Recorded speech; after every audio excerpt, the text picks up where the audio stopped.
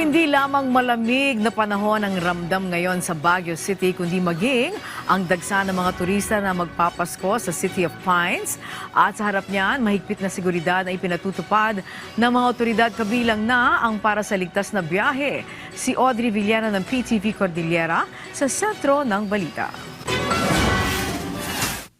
Patungo sanang Nueva Vizcaya ang isang van, ngunit hindi pinayagan ng inspection team ng Department of Transportation Cordillera. Ang dahilan, worn out o nakakalbo na ang gulong nito kaya hindi naligtas sa biyahe. Ang isa namang bus patungong Bontoc Mountain Province, agad pinalitan ng driver at konduktor ang gulong ng kanilang bus matapos patigilin sa biyahe bunsod ng kaparehong dahilan. Ayon sa DOTR Cordillera, mahalagang matiyak na hindi worn out ang mga gulong ng mga sasakyan para maiwasan ang aksidente sa biyahe.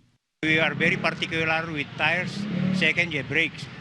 And then all others, convenience the passengers, no overloading. And then we see to it, dagiti tattao may we see to it nga, dagiti PWD, dagiti masikog, kin dagiti senior, napindas tito gawda. Ayon sa DOTR CAR, bagamat batid ng mga bus operator ang mga panuntunan ng ahensya para sa ligtas na biyahe, may ilan pa ring lumalabag. Ang ganitong mga sitwasyon ang kanilang binabantayan hanggang Enero ng susunod na taon. Samantala, tiniyak naman ng isa sa mga pinakamalaking terminal ng bus sa lungsod na magbibigay sila ng dekalidad at ligtas na biyahe para sa kanilang mga pasahero. Fully booked na sila, ngunit tiniyak nilang kanilang aasikasuhin ang lahat ng kanilang mga pasahero. Open po yung mga chance passenger natin. Once na dumami po yan, magpapaparada po kami ng bus dyan para maisakay po sila lahat. Mula pa sa Palawan ng pamilya ni William Betita, maaga silang bumiyahe upang hindi sila maantalat sa bigat ng trapiko sa syudad. Nais kasi nilang muling maranasan ang lamig ng Baguio City ngayong Pasko.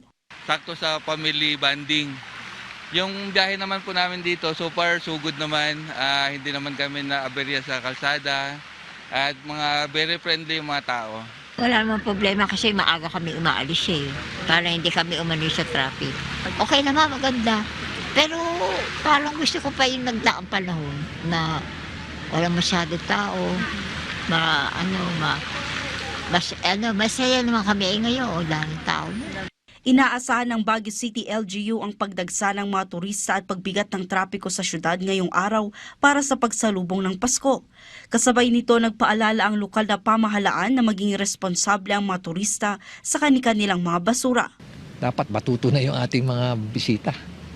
Yung mga residente natin na kumbaga natuto na na maging disiplinado pagdating sa pag-dispose ng trash. Ang malaking problema talaga natin itong mga bisita.